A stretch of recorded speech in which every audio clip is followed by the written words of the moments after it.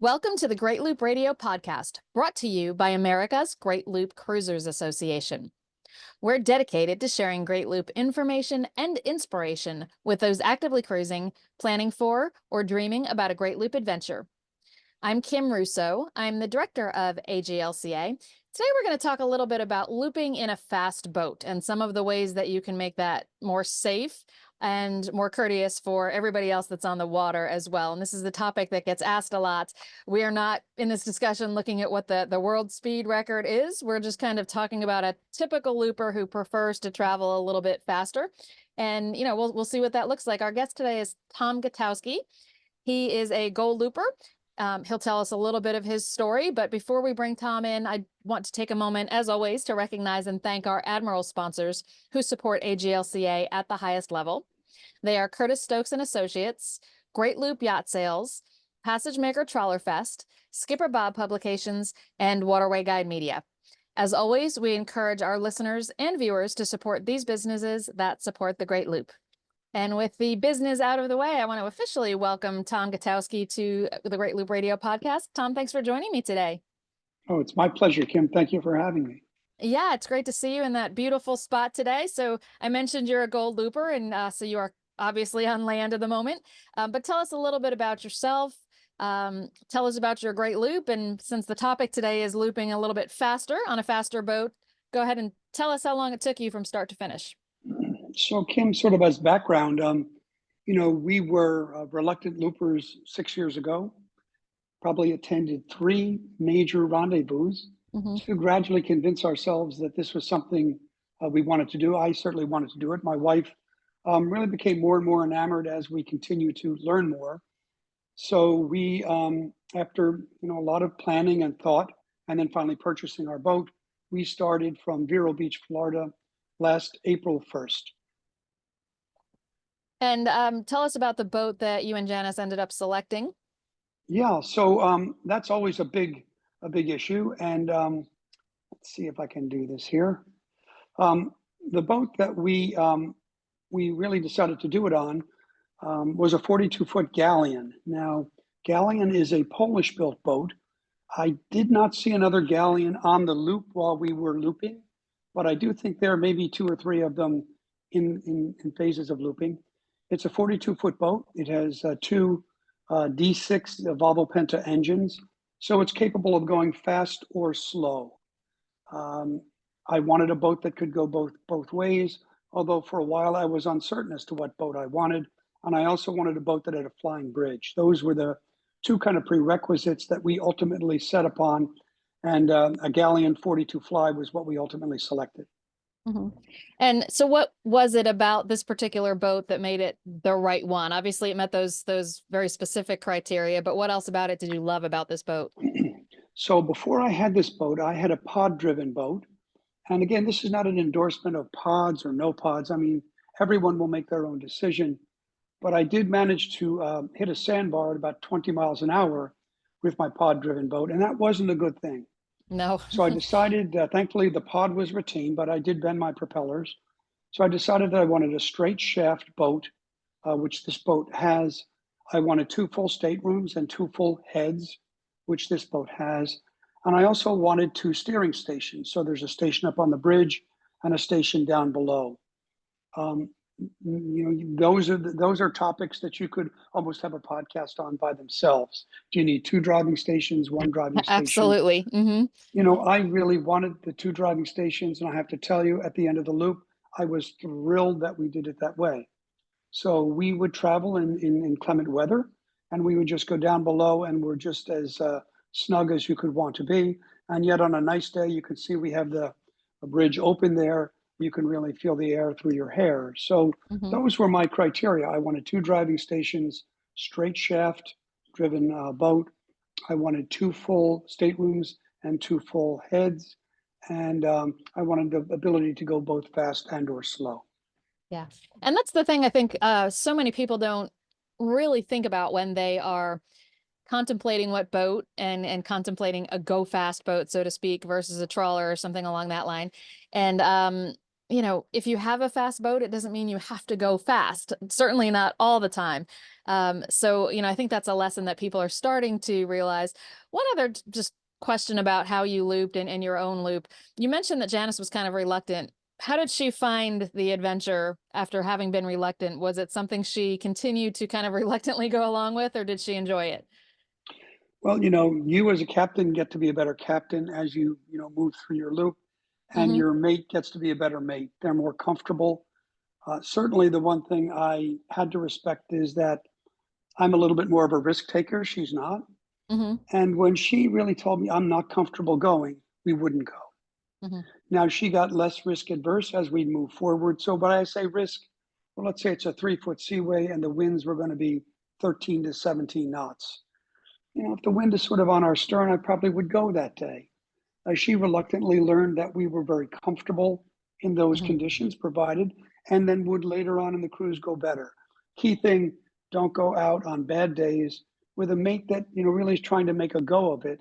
So respect their reluctance, and you'll see in time they get less reluctant as they become more comfortable with how you and the boat handle. Yeah, that's great advice. So tell us the name of the boat and tell us how you arrived at that. I know the answer to the question, but Well, good, Kim. I love I'm it. glad So you yeah, go ahead and you tell us. remember. Yeah. So my former life was that of an orthopedic surgeon. So I wanted something that would incorporate what I did. So ortho was a perfect term. So how do we get all that in there? Um, so bone ortho was part of it. And then when we hit on voyage, that's what I wanted. Jan had a few other names like family tides, and one that she thought was cute was smooth operator. Although Hmm. Kim, I could never announce I'm the smooth operator to a tugboat captain. So I had to jettison that one, but we took Hmm. it to the rendezvous. And we asked the group as we walked up as to be loopers now. We hadn't started the loop yet, but we needed to name our boat. We put out the 5 names, and the crowd clapped their number one choice, what happened to be a Bon Voyage. And so that is how we ended up naming our boat. It was a lot of fun. It was a lot of fun, and it's a moment after having, been to, gosh, 20 plus rendezvous, I'm sure. It's a moment I remember, so it was certainly a lot of fun, and you were committed to going with what the crowd thought, and that was Bon Voyage, and it was a great name. So tell us, we're talking about looping faster. How fast does Bon Voyage go at wide open throttle? Kim, I wrote that down because I'm sure that's of interest to people. Mm-hmm. When we're going about 1,000 RPMs, we're burning about 1.6 gallons per hour, and we're going about 6 knots. So we're not as efficient as, say, a trawler, but that's very efficient. Mm-hmm. 1.6 gallons an hour, 6 knots of speed, which is probably even a little fast in some tight slipways. Mm-hmm. So you can see that our boat can travel slowly, reasonably efficiently, not as efficiently as others, though. Mm-hmm. We would cruise when we would be underway. For instance, I do like to go out in the ocean. So on a nice day, we once made the passage from Atlantic City to Norfolk in the ocean because we were a little bit behind on our planning. So there we're going 2,600 RPMs. We're burning 23 gallons an hour, and we're going about 20 miles per hour, 22 miles an hour, about 19 knots. Mm-hmm. So you could see anywhere in that spectrum would be just how quickly we are going, but it can get rather expensive. When you're going 2,600 RPMs, you're burning 23 gallons of diesel fuel an hour. You need to really want to do that because it is not terribly efficient. But there may be reasons such as weather. In this case, it was really family driven.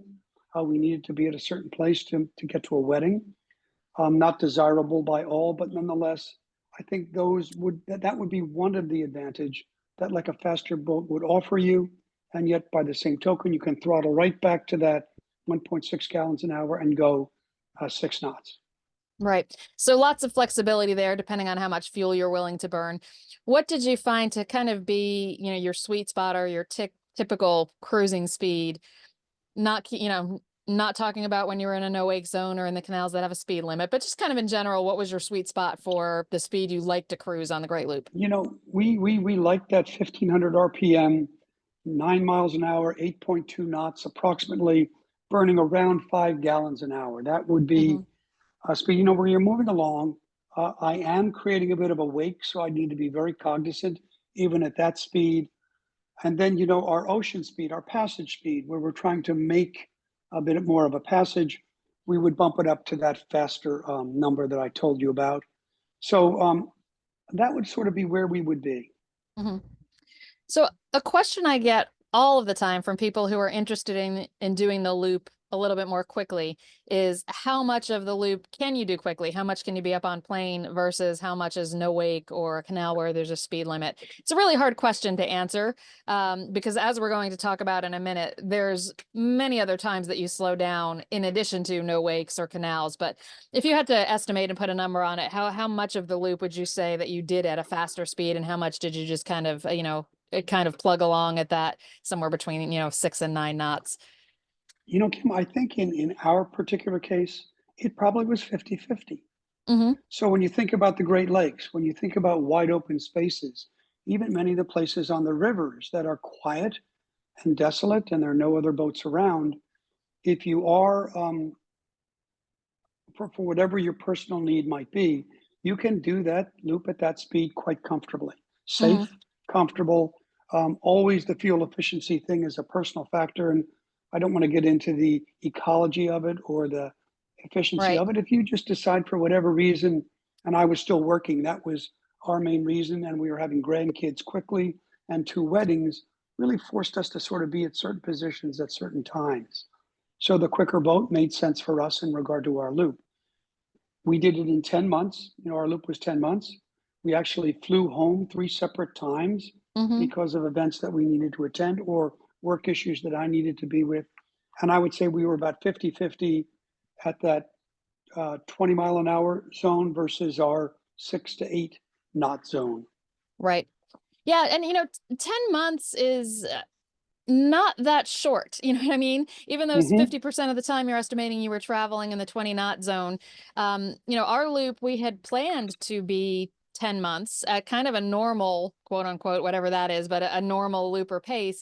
But starting from Florida is different, I think, than starting from somewhere else because a lot of loopers meander a bit in Florida over the winter. So we had spent 3 months in Fort Myers and then planned to take 10 months to do the loop, returning to Fort Myers and then spending 3 months there again as winter. But the travel would have been 10 months had Hurricane Ian not taken out the dockage there Hmm. and caused us to Hmm. reassess and change plans. But, 10 months is a reasonable time.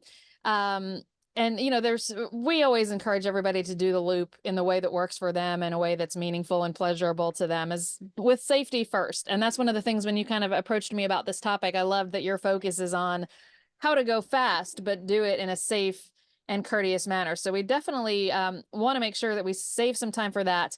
Before we jump into that, just kind of last question. Did you keep track at all of how much more fuel you think you might have burned because you were going at faster speeds versus if you had just continued at the 6 to 8 knots for the majority of the loop?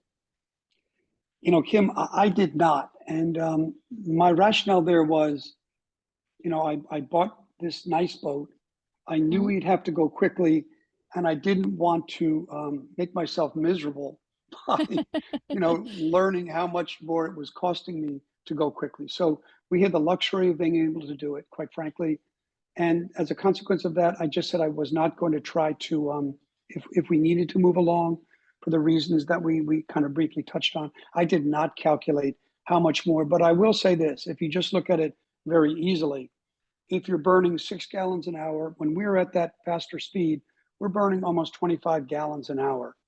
So you can see that it is a significant incremental cost to move along more quickly.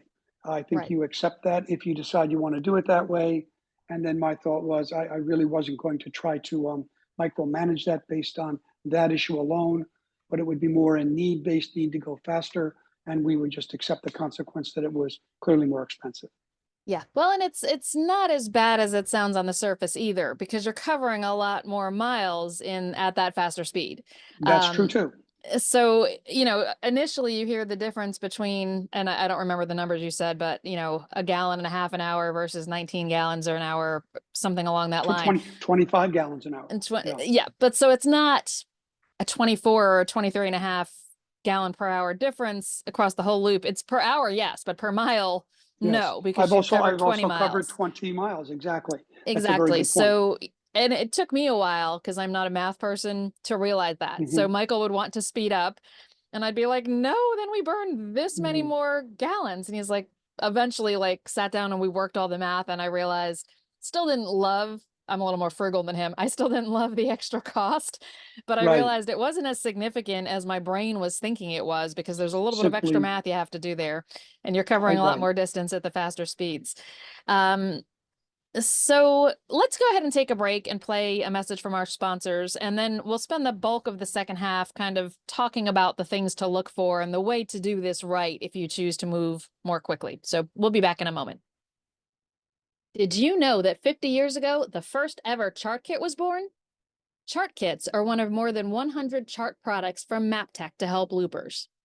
MapTech's Embassy Cruising Guides and Anchorage books are also a must for loopers. Go to their website, maptech.com, to get started.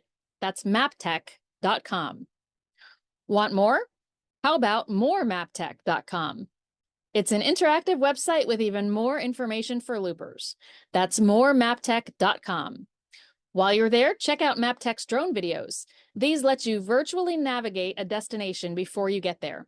Just another aid for loopers, and thanks to MapTech, an AGLCA sponsor. Cross Country Boat Transport has been a family-owned company since 1991. We have 3 drivers with boatloads of experience transporting over-dimension power and sailboats around the lower 48 states.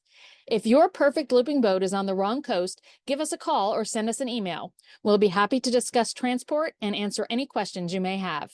Check out our website at crosscountryboat.com, where you can request a quote, view our gallery, and read testimonials from past customers. We're also the go-to for mass transport down to Mobile for our sailing loopers. We're back on the Great Loop Radio podcast. Today we're talking about looping in a faster boat. And my guest is Tom Gutowski. He is sharing the details of his loop aboard a faster boat. You know, I think back 20 years ago, most loopers were on trawlers and they were going slowly.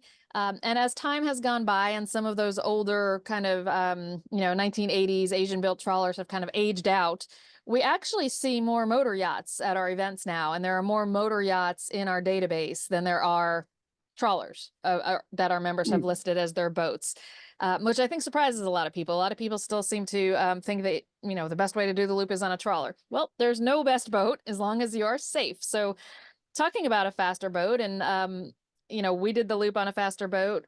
Tom and Jan did the loop on a faster boat. But there are right ways to do it. And, certainly we don't want loopers flying the Burgee to be out there creating egregious wakes that are dangerous and uncomfortable for others. And we don't want loopers to be viewed as discourteous. And Tom was great at making sure that that was the case. And sometimes, faster boats, and we're guilty of it too. We see a boat coming up behind us really fast and we assume that we're going to get a huge wake. If the boater knows what they're doing, that's not going to be the case.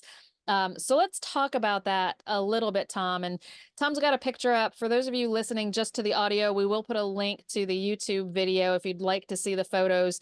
But tell us a little bit about what you're showing us right now, Tom, and what you want this picture to bring forth for everyone.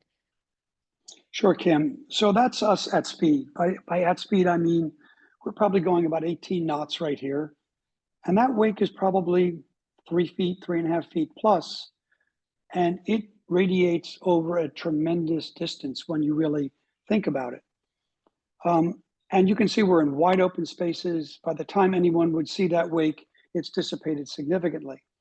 But in tighter spaces, quieter places, busier places, you really do need to be cognizant of the fact that that is what your trail is like. So, for instance, um, uh, one of the things I would want to show the group would be what the implication of that wake might be. For instance, let's say you come across a paddleboarder or a kayaker, or there's a place where people are putting their boats in the water, and it's a little bit off to the side, and you're chatting with the people on board. You may miss that peripheral action completely, and in so doing, you could miss something that could be potentially quite dangerous. So if you do have a chance to sort of look at the video portion of it, this would be an example of just such a slipway. Now, nobody's putting their boat in the water at this point, but if they were, that could be a very significant issue to those people. So I think you want to really monitor. And if you're going to go fast, it's contingent on you to be responsible for your wake. And you really need to keep reminding yourself of that because you just get into this really nice space, you're moving right along, and you might forget the implications of the wake you're creating in your stern.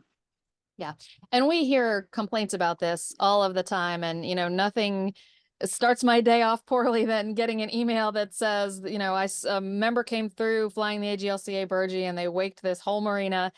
And I've said it before on our podcast. I think for the most part, when that happens, it is not a matter of the looper intending to be discourteous or dangerous. It's a matter of just not realizing what their wake is doing. So Tom's advice is great advice. Certainly look behind you. Some of the most egregious wakes we have gotten, I keep waiting for the person in the boat to turn around and look and see our boat rocking, at extreme angles and realize that they really should be slowing down. And usually that doesn't happen. So turn around, kind of look at what your wake is doing, because it can be dangerous. And Tom, you're kind of showing us a sailboat now. So explain this picture for us. Kim, you give great advice at the Looper conventions, et cetera, about how it's appropriate to either overtake a boat, meaning coming up on their stern, or taking on a boat, meaning it's going to be a head-to-head situation. Either way, you want to really take your wake down to a very manageable level. So the way to do it best is to call the boat that you're approaching. And if you're coming up from the stern, oftentimes you can see the name of the boat. So you'll hail that boat on your VHF radio, announce who you are and your intentions to overtake them in a slow way. What your hope is the captain will acknowledge that and say, great. And let's say they're moving at 5 or 6 knots, slow down to 2 or 3 knots so you can take them quite slowly. The difficult time is that they say, great, you can overtake me, but they continue to move forward at 6 knots. For me to overtake them, then I'm traveling probably at 7 knots. And at 7 knots, I have a sizable wake that I know is going to rock that boat. And that captain's probably going to be a little angry at me, but I have no alternative then. So I think what I'm really trying to hit on is that as you overtake the boat, announce who you are, very easily done, that you'd like a slow pass on their starboard side, or in this case, on their port side. The captain will acknowledge that. And if that captain doesn't slow down, as you're really getting close to them, you could say, Cap, could you just take it down a little bit and then I won't wake you at all. And then if they choose not to slow down, the consequence of my wake is really not my responsibility anymore. You offer them that option. But I would just emphasize announcing your intention that you'd like to take them down slowly. And if they really don't slow down, you can actually ask them, to take it down a few knots so that you don't wake them. And I found 99% of the time that works out wonderfully. And many times captains will then radio forward, geez, thank you very much for the slow pass, skipper, things like that. And it's just a really courteous occurrence right on through. Yeah, and that is exactly how it should work, Tom. And I said earlier, Tom really does this right. And that's a great example because, I think I said it earlier, when you see a fast boat coming at you fast, getting ready to overtake you, because sadly it happens a lot, your first thought is generally, they're about to wake me. So, if you're out there looping in a faster boat, if you do this right, you're going to have a target on you. People are going to see you coming fast and expect that you are going to give them a huge wake. So know that you have that target and take the extra steps. And it's really not an extra step. It is the proper procedure. But do the courteous thing to do and arrange that slow pass. And absolutely, sometimes the boat being overtaken doesn't realize how much better it is for them to slow down. And communication is everything. So the reminder, just like Tom said, is going to make that whole thing go more smoothly. And, because faster boats can sometimes be a target, people are watching and they're going to see what you're doing, but they're also going to hear you on the radio before you get there if you're arranging a slow, courteous pass as you're kind of moving down the waterway. So it's a great thing to do. But Tom, there's some other things, everybody knows no wake zones. I think not as common, particularly for some of our Great Lakes boaters who are used to being constantly out in wide open water.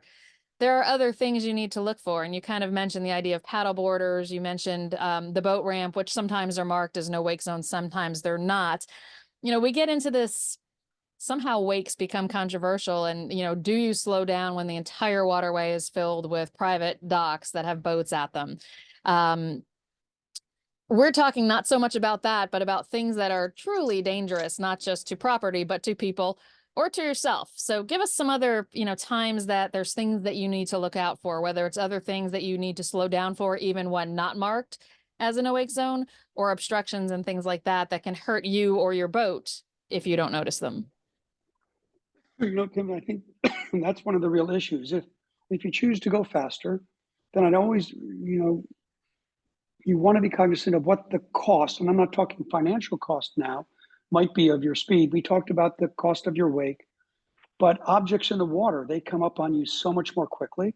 I mean, the example I'm showing now is fairly apparent, but that log may be like an iceberg, 90% underwater and only 10% above the water, and you may not see it until you're upon it.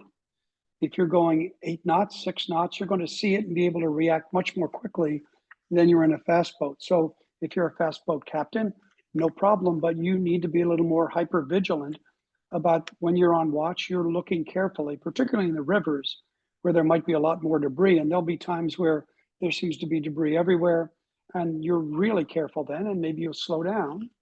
At other times, not, but you really do need to understand that if you hit something, albeit a sandbar or a moving object like a log or a tree stump, the implication to your boat is far greater if you're at speed. So safety is always the issue. Fast boats need to be very aware of hitting submerged or floating objects. Yeah. Anything else that we've missed, Tom, that you would recommend captains of boats that intend to go faster should be aware of, or should, make sure that they're looking for, or reasons to slow down? I think the reasons to slow down, if you can, and again, we went slow an awful lot, is that Mm-hmm. you just miss so much. I think that if there's one thing you hear the captains of trawlers always kind of poke the fast boat guys, what's your rush? You're missing so much of what you might be seeing. And I think that that's a very valid point. I do think if you're moving along at speed and you're in wide open places, there's not as much to see. If you're in the ocean, there's not as much to see. And those are personal preferences. You do want to slow down and smell the roses as you're moving along. So you do want to make sure you're looking at and seeing everything that this loop has to offer. But I really just didn't want to kind of get into that debate, the merits of going faster or slower from that perspective, as much as to just remind everyone that if you do choose to go faster, there are certain responsibilities that accrue to you greater than if you're a slower boat captain, and make sure you keep those things in mind. Yeah, and those are very valid tips. And you're right that the argument that you hear from slower boat captains a lot is that, you miss too much going fast, or, there's two different ways of going fast. One is the way you did it, Tom, still taking 10 months to do the loop, but just traveling fast between point A and point B occasionally. Mhm. And then there's people who are out there truly trying to, break a speed record of some sort that don't have a lot of time to stop and smell the roses. But when somebody wonders, well, did you see anything along the way if you were a faster boat? Well, even at traveling at 20 knots you're still picking up most of, in terms of the Sure. travel part, you're seeing the parts of the rivers and the waterways that everybody else is seeing. Yes, you're going a little bit faster.